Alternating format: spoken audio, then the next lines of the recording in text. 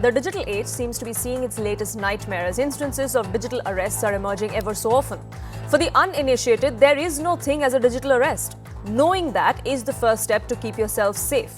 What is a digital arrest and what is this scam? Now, it is a type of a fraud where criminals pretend to be police or government officials, even court authorities, and threaten people with arrests over the phone, over email or video calls. Individuals from various walks of life, including senior citizens, business leaders, several influencers, have now fallen prey to this con. The most recent being two cases that have come within the last 24 hours from Mumbai. A 72-year-old Mumbai stock investor and his wife were defrauded. In a separate but similar incident, a 26-year-old television actor was duped after being put under digital arrest for 7 hours. While the couple transferred 58 crore rupees into multiple bank accounts, the actor was held under digital arrest for 7 hours, was instructed to deposit about 6.5 lakh rupees for verification with the promise of a refund. In the first case, the Maharashtra Cyber Cell froze the bank accounts and arrested 3 mule account holders, while in the other, investigation is still underway. The accused impersonating officers from the ED, from the CBI, told this 70-year-old couple that their accounts contained illegal money, and which is why they were being placed under digital arrest. The actor, meanwhile, was contacted on WhatsApp video by a man who pretended to be a Delhi police officer, even was wearing a police uniform or what looked like one. The fraudster claimed that she was linked to a bank fraud case and had sent fake Supreme Court notices to even threaten her. But she did file a complaint and eventually now that is under investigation. Meanwhile, the Supreme Court has also waded in.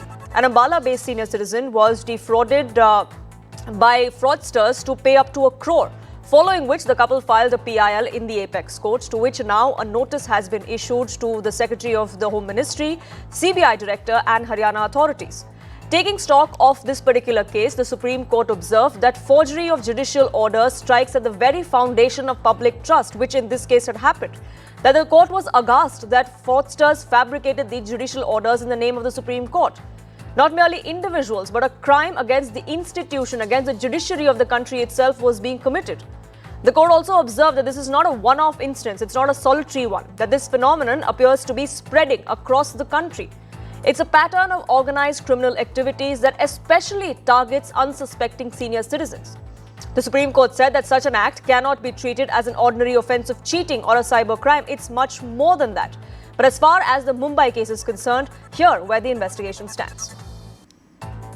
So on September 29th, a senior citizen came to R.A.K. Marg police station with a complaint that he has been kept under digital arrest for the last 4 days and he has lost 70 lakhs to the cyber scamsters. So he has been told that they are ED and NIA officials, and apparently that senior citizen's name has reflected in the investigation of Pahalgam attack. So hearing that, he got scared and then the money transaction has happened. So when he realized that he has been fooled, so he came to the police station and he registered the offence. As soon as the offence got registered, we formed 3 teams and we worked on it. So far we have arrested 6 accused. तो मैं आपको ये बताऊं, total 27 transactions उनसे कराए गए 40 दिन में, जिसमें 27 बार उन्होंने मनी ट्रांसफर किया। तो इस केस में हमने अब तक 7 आरोपियों को गिरफ्तार कर लिया गया है, जो मनी म्यूल अकाउंट होल्डर्स हैं, उनके हैंडलर्स हैं और जिन लोगों ने उनको इंस्ट्रक्ट किया था ये काम करने के लिए, और साथ ही साथ लगभग 4 करोड़ रुपए हमने फ्रीज कर दिए हैं जो अल्टीमेटली विक्टिम को मिल जाएंगे। लेकिन इस केस में बहुत ही महत्वपूर्ण और सिग्निफिकेंट लीड्स हमारे पास हैं, जिसके तहत अगले कुछ दिनों में हमें लगता है हम बहुत ज्यादा रिकवरी और कर पाएंगे। Let's open this up. Amit Dubey, cybercrime investigator, is with us. Jiten Jain, cybersecurity expert, is with us as well. Thank you both gentlemen for joining us here. Amit Dubey, let me begin by asking you. You know, it is these video calls, these emails that keep propping up, and we hear of these digital arrest scams ever so often. It happens to all age groups. It happens in tier 1 cities and tier 2 cities. It's not that unsuspecting individuals from smaller towns are being targeted. Mumbai, Delhi too seems to be where the virus is spreading. How do we deal with it then? In fact, I would like to mention this very simply, that whoever has been victimized for this digital arrest case, they all were high net worth individuals, and their personal details were there with the criminals. The criminals were very well aware that how much money would be there in their account. Either they are retired professionals or people those are at senior positions at various companies, or people those are actually having that sort of big money like 58 crores, 53 crores. And you would see that you would not have heard a case that a vegetable vendor would have complained that he has been digitally arrested for 7 days and lost 7,000 rupees. You may never heard this case. This which says a law. This says that these criminals have very specialized, filtered data of individuals to whom they can target, they can manipulate, they can scare them. This is one first thing. When we talk about DPDP Act, Digital Personal Data Protection Bill, we always talk about avoiding the data leakage, which is not happening still, and data is going out, which is including financial data, personal data, retired professionals' information, and many other details. Those are actually helping criminals to target these individuals. Second, when the money is being frozen on some layer 1 account, within few hours, the money is transferred to some other accounts, layer 2, layer 3, layer 4, and it is being transferred to out of India. 58 crores have been looted, and then the money which has been frozen is just 4 crores, which itself says that 54 crores were simply taken out so easily. How could it be possible? For any account, you can take an example of any big company. They cannot transfer such a big money in such a short notice so easily when the criminal actually mostly will be having mule accounts. Those are new accounts, or people, those are not actually normally transferring such big money in their accounts. For sure, the banks has anomalies and they could have alerted users, or these transfers could be blocked timely. But this did not happen, which itself says that there are lots to be done at the banking side. There are lots to be done at the policing side as well, so that I believe we've lost that line with Amit Dubey. But Jiten Jain, even as we try and reconnect that line, I just want to, bring our attention of our viewers to this. There is no thing as a digital arrest. It doesn't exist. But when, people see somebody in a police uniform on the other side of a video call, or hear the word arrest, that is what scares people. And that really is that sentiment that is being preyed upon, isn't it? That fear that you may have done something wrong, and that's something which is why perhaps people fall prey? They are basically professionals which are carrying out the scam, and they're manipulating the psychology of a person. They are selling fear. And on a fearful mind, you can make them believe things which otherwise usually they will not believe. For example, initially when digital scams started, the senior citizens were getting calls that their grandchildren who were studying in the foreign countries have been arrested because the drugs were found in them, and then you would hear them crying, and some sounds of beating up. The spoofed calls were happening. So in a reality, when you see that your grandchild is under some sort of threat or custody, people usually fall apart. People tend to believe those things out of love and for their loved ones, and then fear for something insightful might happen. So this is one. And second, you see, even I'm a cyber expert. They called me twice in last 6 months that, 5 SIM cards have been working on your name. We have stopped a courier at customs. It has drugs. I carried on the conversation for 15 minutes that, this is my Aadhaar card, take my all accounts. I give them fake accounts. And then later on, you realize these are all Urdu speaking people, usually, speaking Pakistani dialect. And they're not operating mostly out of solely from India. So this recovery of what you see, ultimately you'll find 60-70% of the digital scam operators are operating outside of the geography. So it's very difficult to catch them and prosecute. But what you can do, and what we must, and where we have completely failed in discharging our duty as citizens, as law enforcement officers, is the money flows within the Indian banking ecosystem. These people are not transferring money to foreign bank accounts. It is not possible that for a foreign transfer, you'll have to take RBI permission, वो आपको form fill करना है. You might end up swiping a credit card for 2-3 lakh rupees. So 58 CR, you have to fill up forms with your CA. Then only you can do a foreign transfer. Correct. So money travels only in Indian bank accounts. Now tell me, I've been speaking on several platforms, so many forums, that we have deployed all sort of technology. We have had discussions about AI and fintech fairs here and there. How can it so happen that we are not able to completely do a digital KYC or go for a biometric KYC for bank accounts? Now, this one could say that Supreme Court has stopped because of Aadhaar previous judgment. Maybe it is time to revisit. See, you cannot give any excuse if 58 crores have been shipped off by flowing in the conventional banking ecosystem within India. There is money trail available, even if it has gone to 5,000 accounts, not 50 as Amit was saying. Even there, if it is 5,000 accounts, they are still Indian accounts. They are still KYC accounts. So someone has to, then you could say that these are mule accounts. So if these are mule accounts, these are Jan Dhan accounts, then put a limit of 5 lakh rupees of the deposit. You have a limit on the withdrawal, put a limit on the deposit also. And if there is a amount, crores are being withdrawn, then definitely bank officials are involved. And it's not in one branch. They are happening across India. So somebody has to be held accountable. And my friend, as Amit was rightly pointing out, you and me, you would get a call every 2-3 days that a credit card has been offered to you. Yes. I'll give you a challenge. You go and open a bank account in any bank tomorrow. Give a new email ID, give a new mobile number. Any new bank. Within 1 week, you'll start getting calls. Oh man, we have got a credit card has been approved. We are calling from this bank. And these people are not calling from bank. They are calling from a third-party call center. So data is officially shared with these third-party people, who then just print, copy, carry, and they do the damn they want. And that is why you pay 20,000 rupees. The data of all Indian banking customers are available in darknet or, in the proxy market. Amit would very well know. So this is the whole problem that, you could do things which are under your control. You may not be able to catch these people. You may not be able to stop this data leakage. But what you can definitely do is stringent KYC of our accounts and ensure that money cannot disappear out of banking ecosystem unless it is withdrawn. And that is where you can stop them. We are talking about providing Aadhaar, face-based authentication of Aadhaar payments. Tomorrow, these people will just, make somebody drink 2 whiskeys and say that put your face on Aadhaar, make payments, they'll have new accounts. They'll start distributing liquors like politicians have been giving in rural areas, and they'll start doing the KYC from their But accounts. logistically speaking, Amit Dubey, it's such a suggestion that is coming to the fore. Logistically speaking, is that possible to do in a country like ours? Or would that be a complete nightmare? I'll give you an example that in UK, last year they made a law in October that whether it is victim's mistake, whether it is bank mistake, if any fraudulent transaction happens which is reported by the victim, the bank is completely liable to pay back that money till £90,000 within 5 days.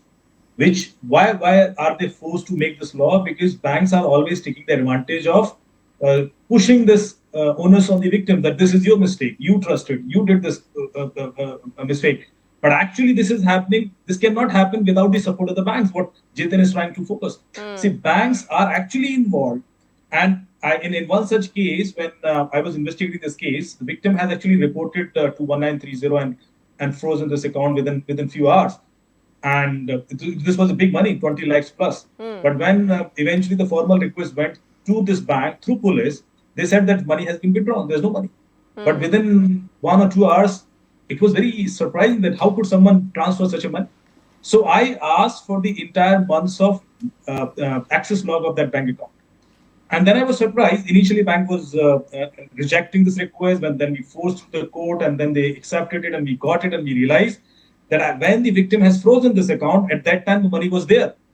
But then this account was unfreezed for 2 hours. After 7 days, money was withdrawn and then frozen again.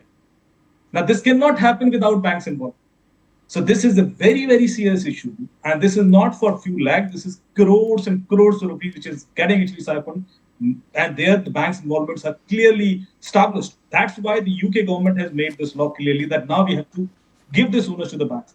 They need to deploy technologies, AI, whatever, to understand that this transaction is fraudulent and alert users. They cannot just let go this easily, because see, this is something which is every time happening online. This is not a cash transaction. Correct. If the money is going from bank to bank, how can they just deny their responsibilities? Oh, but it seems like there is no trail. Like Jitin was also pointing out, that seems like there is no trail. It just vanishes into thin air. And then what happens about recovery? Do these people ever see the light of do they ever get that money back? Actually, they have a pre-planned mechanism. When this MobiQuick case happened last month, and within 48 hours, 40 crores rupees were transferred through 2,500 accounts. Now, nobody can create 2,500 accounts in one day. Correct. This would have been a well-established preparation for months, and then only they are ready for this kind of vulnerabilities.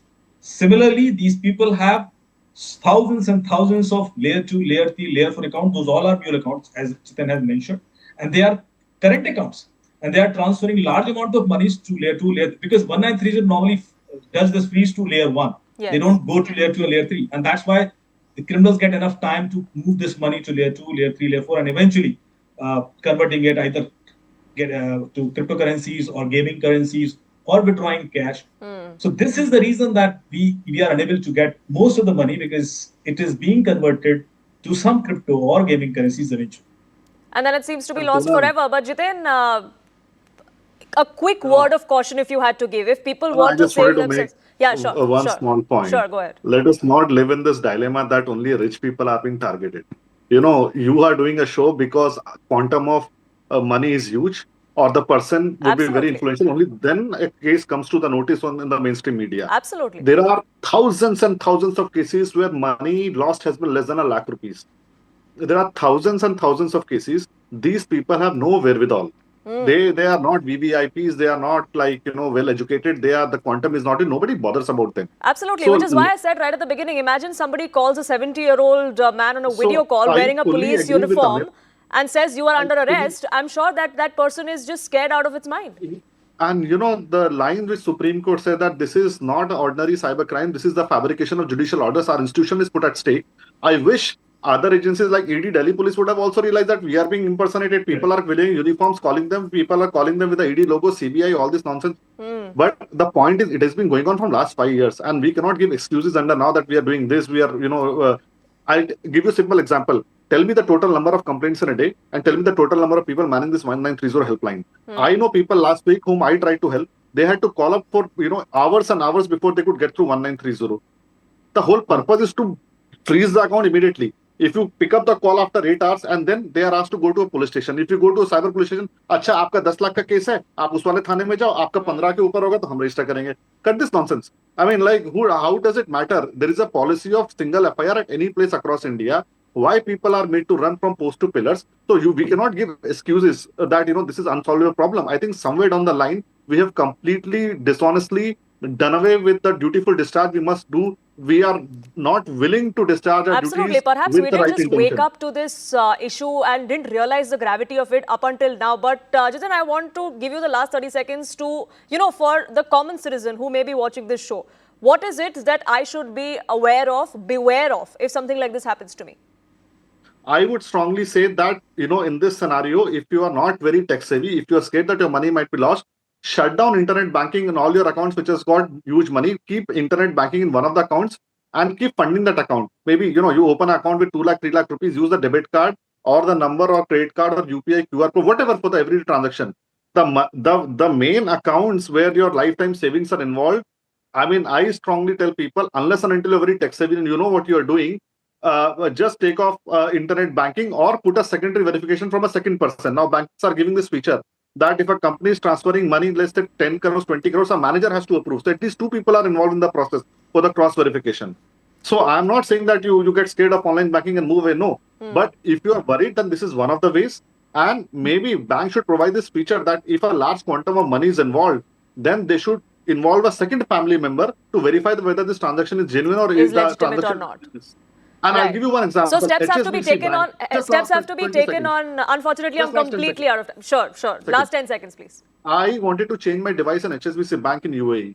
The person called me that, are you being instructed by someone? Can you come on video? Can you show me that you are not under duress? I mean, this is such a small thing of 5 seconds. Indian banks should also do. So there has to be clarity on all sides. Like I said, there is no thing as a digital arrest. That's something that people should realize and understand in the first place. And that would be the first step to ensuring your own safety. And there has to be checks and balances on the system side as well. The system needs to be stronger and there has to be stronger deterrence so that we don't see a repeat of such instances, at least as often as we do. Unfortunately, I have to leave it there. I thank you both gentlemen for joining us here on Brass Tacks.